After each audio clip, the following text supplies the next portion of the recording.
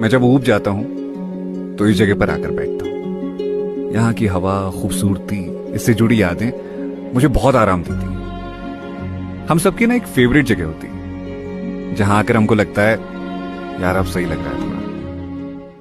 मेरा सुकून मुझ में है, मैं इसे किसी जगह या इंसान में नहीं तलाशता, क्योंकि मैंने ये जान लिया है कि जगह कितनी भी अच्छी क्यों न हो, एक दिन दिल भर जाता है, और इंसान कितना भी अच्छा क्यों न हो, एक दिन बदल जाता है या